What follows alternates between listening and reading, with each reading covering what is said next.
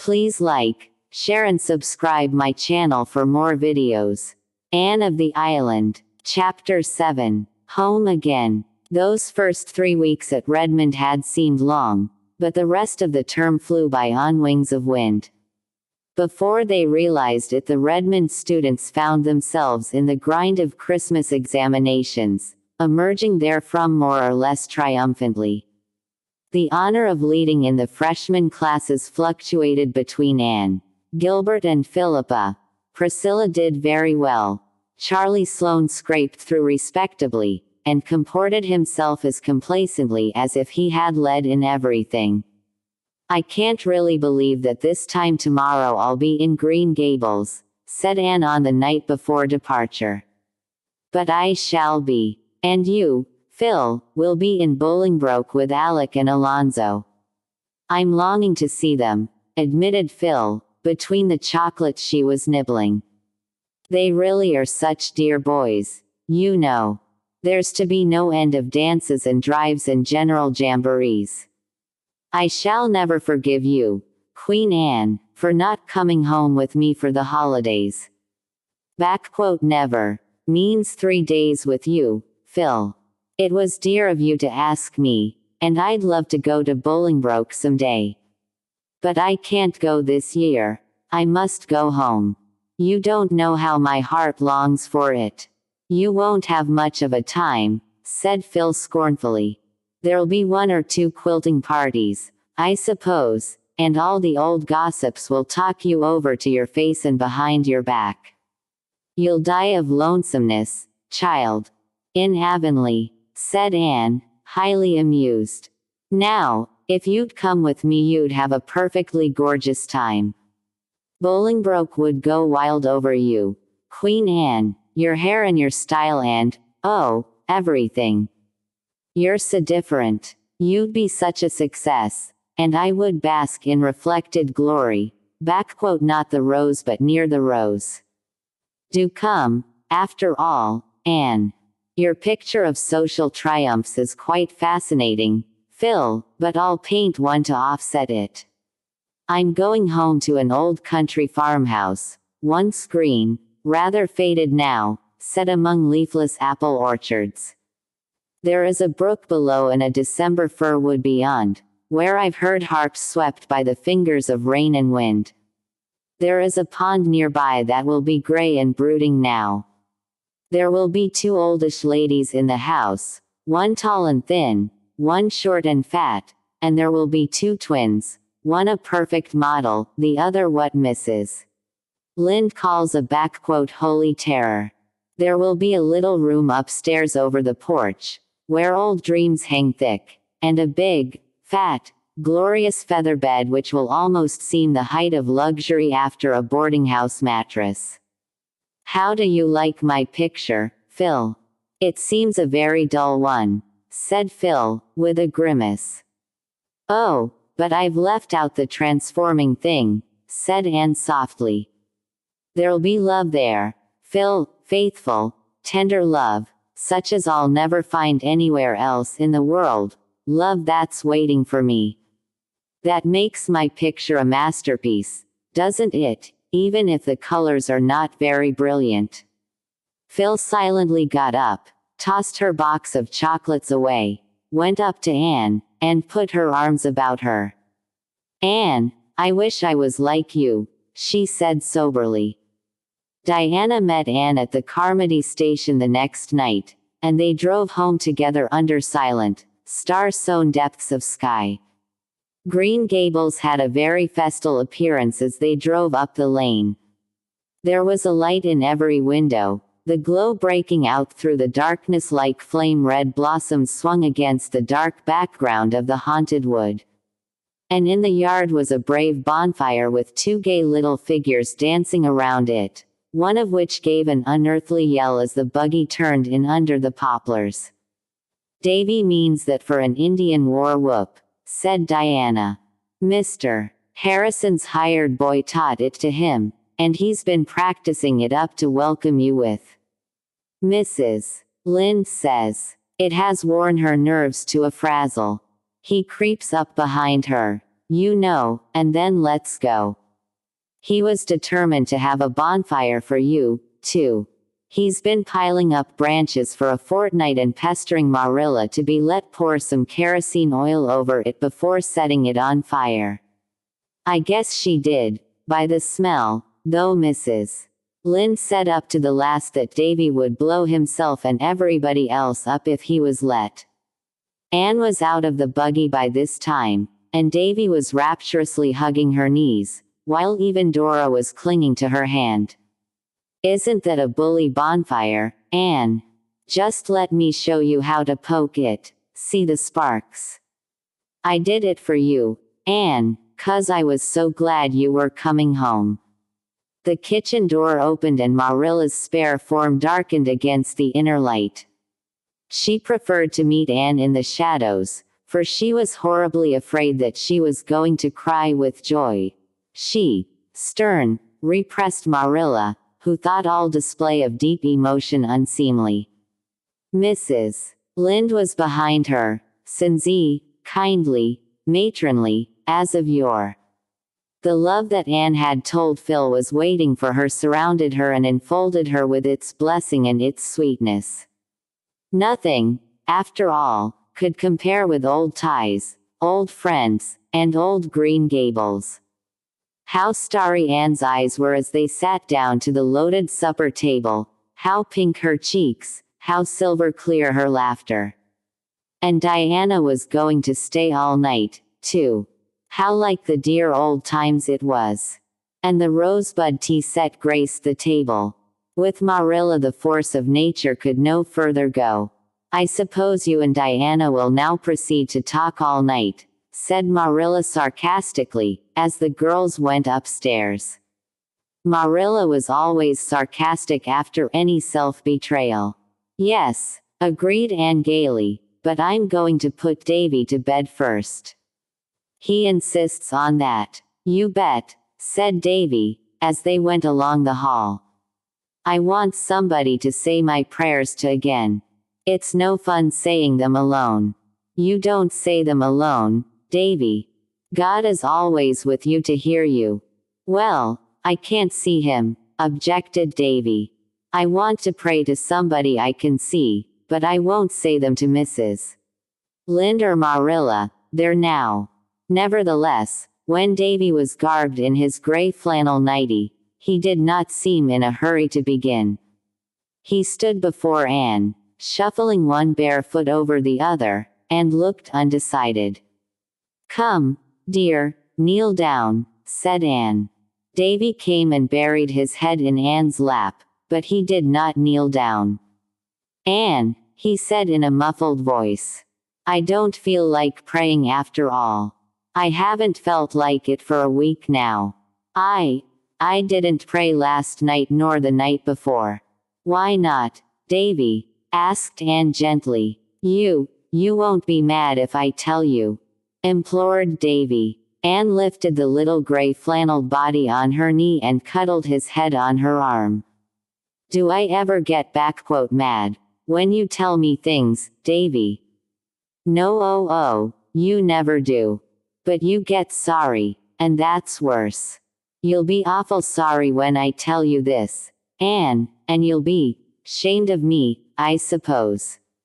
Have you done something naughty, Davy, and is that why you can't say your prayers? No, I haven't done anything naughty, yet. But I want to do it. What is it, Davy? I want to say a bad word, Anne, blurted out Davy, with a desperate effort. I heard Mr. Harrison's hired boy say it one day last week, and ever since I've been wanting to say it all the time, even when I'm saying my prayers. Say it then, Davy. Davy lifted his flushed face in amazement. But, Anne, it's an awful bad word. Say it. Davy gave her another incredulous look. Then in a low voice he said the dreadful word. The next minute his face was burrowing against her. Oh, Anne, I'll never say it again, never. I'll never want to say it again. I knew it was bad, but I didn't suppose it was so So, I didn't suppose it was like that. No, I don't think you'll ever want to say it again, Davy, or think it, either. And I wouldn't go about much with Mr.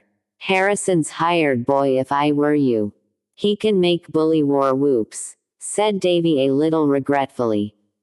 But you don't want your mind filled with bad words, do you, Davy? Words that will poison it and drive out all that is good and manly. No, said Davy, owl-eyed with introspection. Then don't go with those people who use them. And now do you feel as if you could say your prayers, Davy? Oh, yes, said Davy, eagerly wriggling down on his knees. I can say them now all right. I ain't scared now to say backquote if I should die before I wake, like I was when I was wanting to say that word.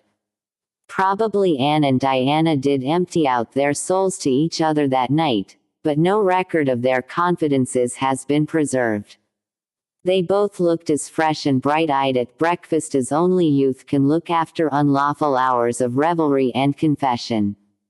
There had been no snow up to this time, but as Diana crossed the old log bridge on her homeward way, the white flakes were beginning to flutter down over the fields and woods, russet and gray in their dreamless sleep. Soon the faraway slopes and hills were dim and wraith-like through their gauzy scarfing, as if pale autumn had flung a misty bridal veil over her hair and was waiting for her wintry bridegroom. So they had a white Christmas after all, and a very pleasant day it was. In the forenoon, letters and gifts came from Miss Lavender and Paul. Anne opened them in the cheerful Green Gables kitchen, which was filled with what Davy, sniffing in ecstasy, called pretty smells. Miss Lavender and Mr. Irving are settled in their new home now, reported Anne. I am sure Miss Lavender is perfectly happy. I know it by the general tone of her letter, but there's a note from Charlotta the Fourth. She doesn't like Boston at all, and she is fearfully homesick. Miss Lavender wants me to go through to Echo Lodge someday while I'm home and light a fire to air it, and see that the cushions aren't getting moldy. I think I'll get Diana to go over with me next week, and we can spend the evening with Theodora Dix. I want to see Theodora.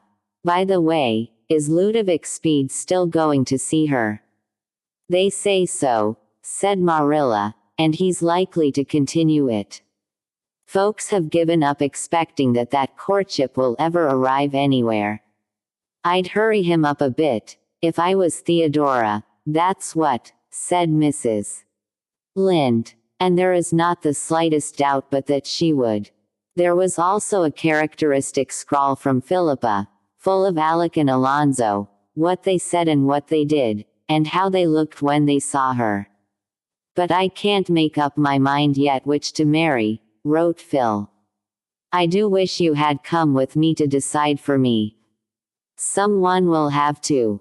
When I saw Alec my heart gave a great thump and I thought, he might be the right one. And then, when Alonzo came, thump went my heart again. So that's no guide, though it should be, according to all the novels I've ever read. Now, Anne, your heart wouldn't thump for anybody but the genuine Prince Charming, would it? There must be something radically wrong with mine. But I'm having a perfectly gorgeous time. How I wish you were here. It's snowing today, and I'm rapturous. I was so afraid we'd have a green Christmas and I loathe them. You know, when Christmas is a dirty grey browny affair, looking as if it had been left over 100 years ago and had been in soak ever since, it is called a green Christmas. Don't ask me why. As Lord Dundreary says, there are Tommy think no fellow can understand. Anne, did you ever get on a streetcar and then discover that you hadn't any money with you to pay your fare? I did, the other day. It's quite awful. I had a nickel with me when I got on the car. I thought it was in the left pocket of my coat. When I got settled down comfortably I felt for it. It wasn't there. I had a cold chill. I felt in the other pocket. Not there. I had another chill. Then I felt in a little inside pocket. All in vain. I had 2 chills at once. I took off my gloves, laid them on the seat, and went over all my pockets again. It was not there. I stood up and shook myself, and then looked on the floor.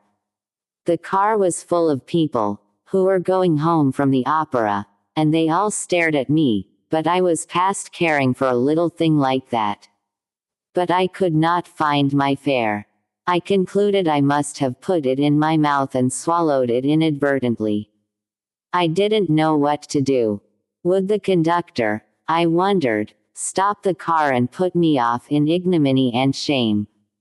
Was it possible that I could convince him that I was merely the victim of my own absent-mindedness, and not an unprincipled creature trying to obtain a ride upon false pretenses? How I wished that Alec or Alonzo were there. But they weren't because I wanted them. If I hadn't wanted them, they would have been there by the dozen. And I couldn't decide what to say to the conductor when he came around.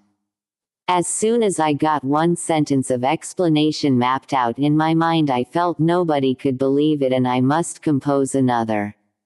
It seemed there was nothing to do but trust in Providence, and for all the comfort that gave me, I might as well have been the old lady who, when told by the captain during a storm that she must put her trust in the Almighty, exclaimed, "Oh, Captain, is it as bad as that?"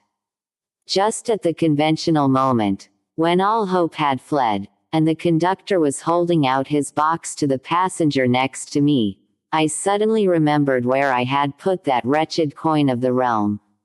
I hadn't swallowed it after all. I meekly fished it out of the index finger of my glove and poked it in the box. I smiled at everybody and felt that it was a beautiful world. The visit to Echo Lodge was not the least pleasant of many pleasant holiday outings. Anne and Diana went back to it by the old way of the beech woods, carrying a lunch basket with them. Echo Lodge, which had been closed ever since Miss Lavender's wedding, was briefly thrown open to wind and sunshine once more, and firelight glimmered again in the little rooms. The perfume of Miss Lavender's rose bowl still filled the air. It was hardly possible to believe that Miss Lavender would not come tripping in presently, with her brown eyes a-star with welcome, and that Charlotta the Fourth, blue of bow and white of smile, would not pop through the door. Paul, too, seemed hovering around, with his fairy fancies. It really makes me feel a little bit like a ghost revisiting the old-time glimpses of the moon, laughed Anne. Let's go out and see if the echoes are at home. Bring the old horn. It is still behind the kitchen door. The echoes were at home, over the White River, as silver clear and multitudinous as ever. And when they had ceased to answer, the girls locked up Echo Lodge again and went away in the perfect half-hour that follows the rose and saffron of a winter sunset.